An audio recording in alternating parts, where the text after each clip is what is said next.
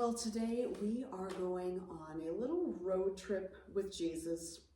He needed to get away for a while, to get somewhere quiet, as the voices of opposition were about to get loud back at home. He'd been teaching and healing like crazy, attracting crowds and crowds of people desperate for his help.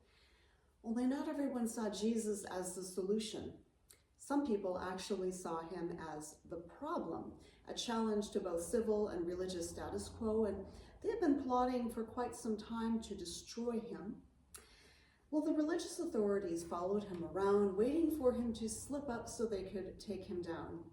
Eventually, according to Mark's Gospel in chapter 7, their eagle eyes caught something they could maybe use. They noticed that some of his disciples were eating with unclean hands. They weren't washing them.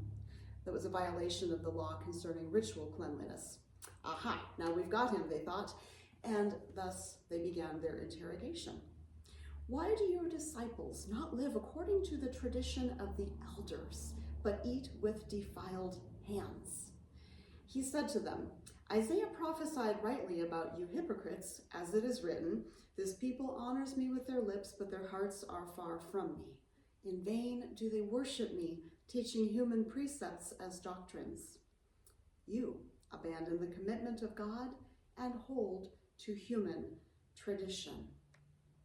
And then Jesus called them out on one particular practice that was especially at odds with God's commandment. It was a legal loophole they had created to avoid taking financial responsibility for their own elderly parents. At this point, Jesus exits stage left and disappears for a while for a little R&R in the northern region of Tyre, as far from everyone's radar as he could reasonably get. You see, this place was Gentile territory, and the purity-obsessed religious leaders would not dare set their holy feet on such tainted ground. But folks in those parts had heard of him too, and although they may not have given much concern for his teachings about a God they didn't recognize or worship, they were keen on the legendary healing powers of this Jewish carpenter. He tried to keep his presence on the down low, but according to Mark, he could not escape notice. But a woman with whose little daughter had an unclean spirit immediately heard about him, and she came and bowed down at his feet. Now this woman was a Gentile of Syrophoenician origin. She begged him to cast the demon out of her daughter. He said to her, let the children be fed first, for it is not fair to take the children's food and throw it to the dogs. But she answered him, Sir, even the dogs under the table eat the children's crumbs. Then he said to her, for saying that, you may go. The demon has left your daughter. So she went home and found the child lying on the bed, the demon gone.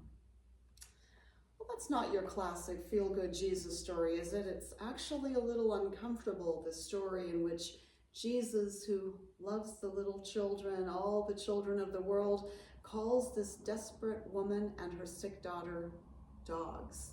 There's just no sugarcoating it. It is a racial, ethnic, religious slur from the lips of the one who has just named slander and pride as examples of the evil things that come from within and defile a person.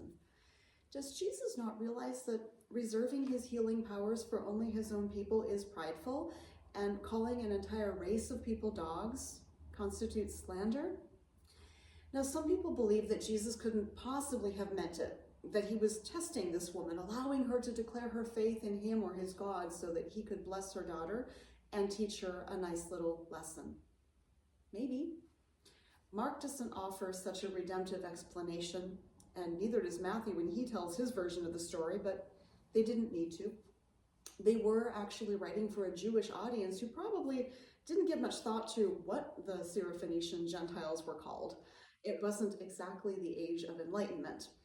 But we should note that the author of Luke, writing to a Gentile audience, doesn't even include this story, although he certainly had Mark's Gospel as a source.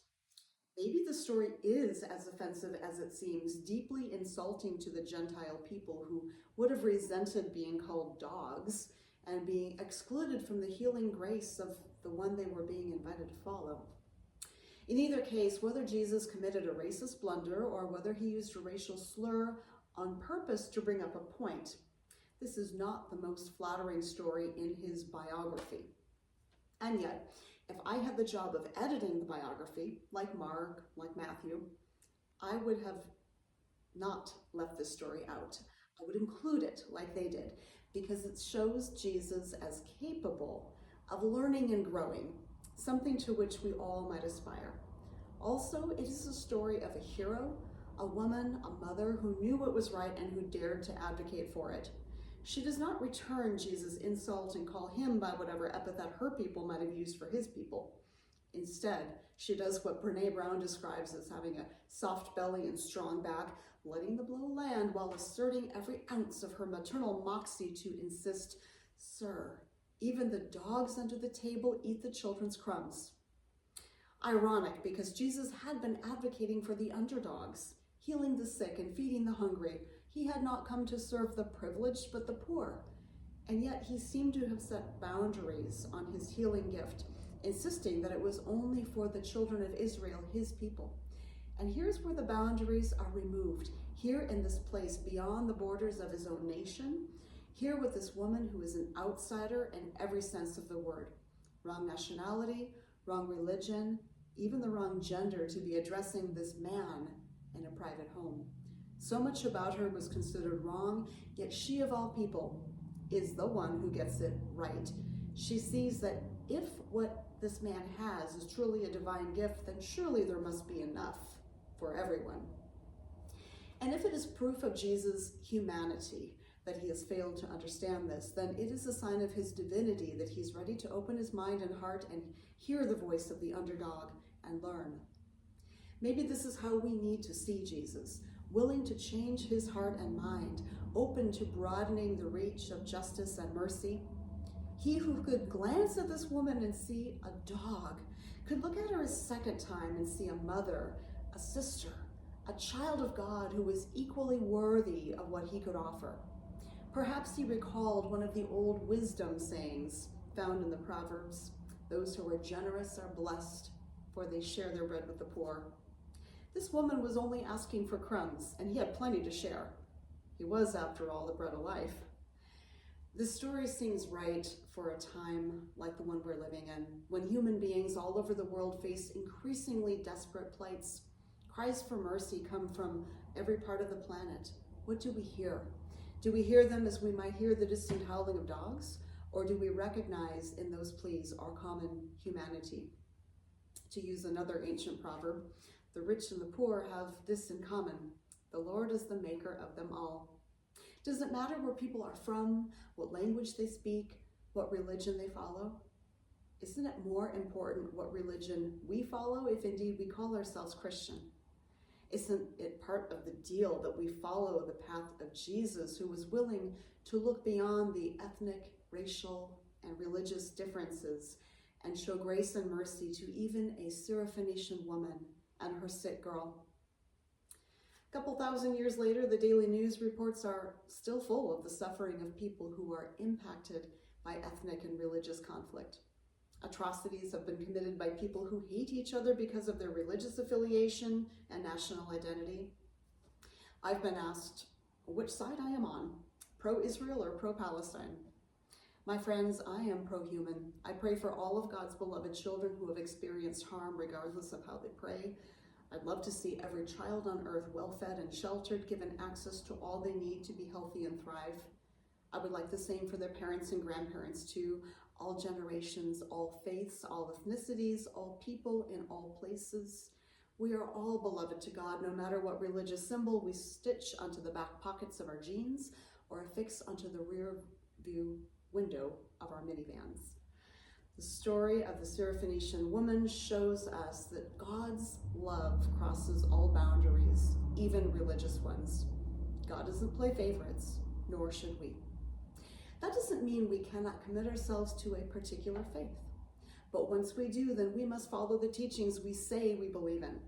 And for those of us professing faith in Jesus, that means holding ourselves accountable to the highest standard of loving our neighbor as ourselves. which Jesus understood as an extension of the greatest commandment to love God wholeheartedly. And Jesus also taught that neighbor is not limited to the people near us who look like us and talk like us and pray like us. Maybe he even arrived at this understanding the day he met the Syrophoenician woman who insisted that he see her as something more than a dog. The day he took to heart the divine covenant made with his ancestors when God promised to bless them so that they could be a blessing to all nations. Who needs our blessing today? We might look around the world to see who is in need of the healing and help Jesus would have us offer in his name. We see refugees in crowded camps, victims of climate disasters and human hatred. Blessed are they, and blessed are those who advocate for their resettlement. We see those suffering from addictions and untreated mental illness chased away like stray dogs whenever they lay down their weary bodies to rest. Blessed are they, and blessed are those who offer them safer spaces and access to help. We see foster kids who must keep their belongings in garbage bags as they are moved around, a not so subtle reminder that they have indeed been thrown away like trash. Blessed are they, and blessed are those who provide them with homes, or at least with a suitcase. We see queer kids who are bullied at school or ostracized, even by their faith communities. Blessed are they, and blessed are those who love them without trying to change a single thing about them.